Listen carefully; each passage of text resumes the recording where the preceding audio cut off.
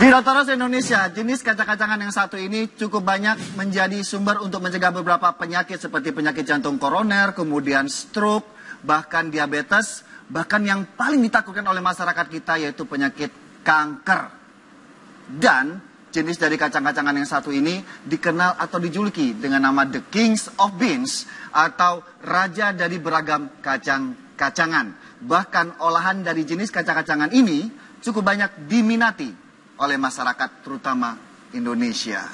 Nah, kacang-kacangan apa yang saya maksud? Kacang kedelai. Dr. Cindy, Hai. apa kabar? Baik. Baik, tepuk tangan buat Dr. Cindy. Dok, saya yakin masyarakat kita yang di rumah, pemirsa Dr. Indonesia dan juga penonton saya di studio sudah sangat familiar dengan kacang kedelai. Betul? Yang biasanya orang tahu tuh biasa kan kacang kedelai itu sumber protein. Iya, mungkin kita tunjukkan dulu bentuknya. Ya, kacang kedelai itu bentuknya seperti ini. Ya, ini kebiasaan makan berarti berkaitan dengan pola diet. Pola diet harus memikirkan masalah asupan kalori. Kemudian indeks glikemik ternyata tidak kalah penting ya. Begitu ya, Dok? Penting banget. Nah, kenapa? Indeks glikemik itu suatu angka untuk melihat penyerapannya berapa cepat itu suatu makanan tersebut. Gitu. Nah, kedelai ini penyerapannya pelan loh. Penyerapannya pelan. Ini berarti Iya. dia indeks glikemik yang tinggi apa yang rendah? Rendah. Yang rendah. Iya. Nah, mungkin saya ingin melakukan demo buat Anda bagaimana kebiasaan makanan yang dikonsumsi sehari-hari itu menentukan kualitas kesehatan Anda saat ini. Saya butuh bantuan satu penonton di sini dan saya tertarik dengan satu orang di tangga kedua. Langsung ekspresi ya, silakan tepuk tangan buat teman Anda. Dokter Cindy, kita ingin melakukan suatu demo. Dengan siapa? Tia, dokter. Tia? Iya. Oke, Tia, sini Tia.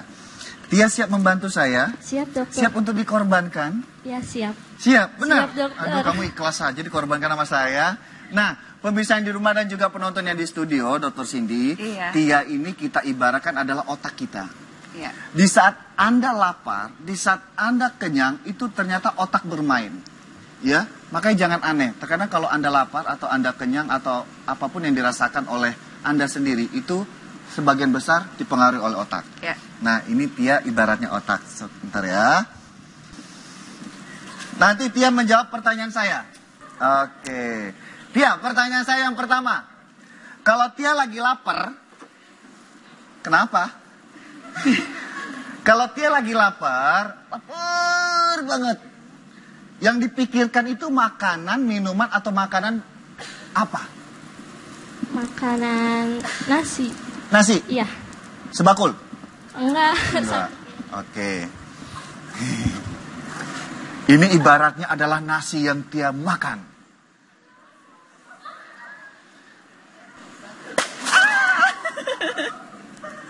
Nah, nasi adalah salah satu sumber makanan yang mengandung indeks glikemik tinggi. Sehingga dia langsung lewat aja. Tia kan tadi makan nasi. Terus minumannya apa biasanya? Minumnya teh manis, dok. Laparnya pengen apa? Kue-kuean kayak biskuit gitu. Ternyata Tia, ya kue yang kamu makan itu, apakah indeks glikemiknya tinggi atau rendah? Jawabannya?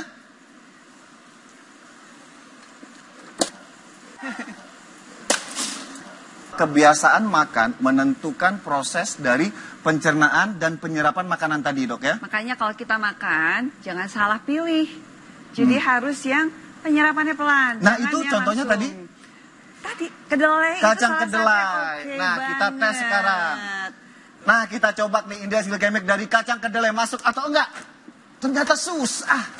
Susah berarti indeks glikemiknya adalah rendah. Nah, indeks glikemik rendah ini ternyata memiliki manfaat lain ya untuk menjaga kestabilan dari gula darah. Benar ya, Dok ya? Iya, tentu saja. Jadi gula darah kita akan cenderung lebih stabil dengan adanya kacang kedelai tersebut dengan indeks glikemik yang rendah. Kalau mau ngemil juga bisa sih pakai Ngemil? kacang kedelai. Oh, Tapi iya. dipilih-pilih kacang kedelainya itu kalau bisa yang direbus atau Oke. produk-produk yang ada kedelainya. Iya. Oke. Tapi sebelum kita melanjutkan pembahasan mengenai kacang kedelai dan manfaatnya, terima kasih Tia sudah dibasahin. Ya, tepuk tangan buat Tia.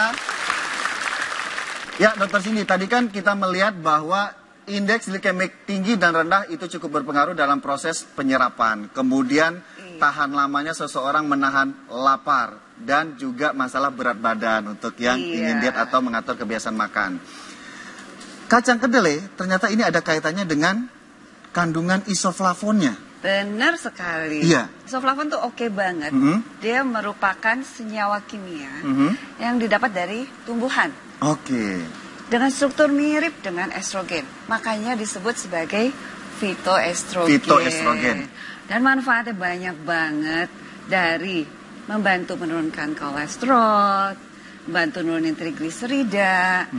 Nah, ini kan bicara masalah isoflavon, tadi sifatnya juga sebagai antioksidan. Benar sekali, antioksidan. Tentu saja kita kan kalau udah pasti udah sering dengar antioksidan untuk mencegah ke arah kanker. Karena antioksidan itu mempunyai fungsi menangkap radikal bebas supaya jangan merusak sel-sel dalam tubuh.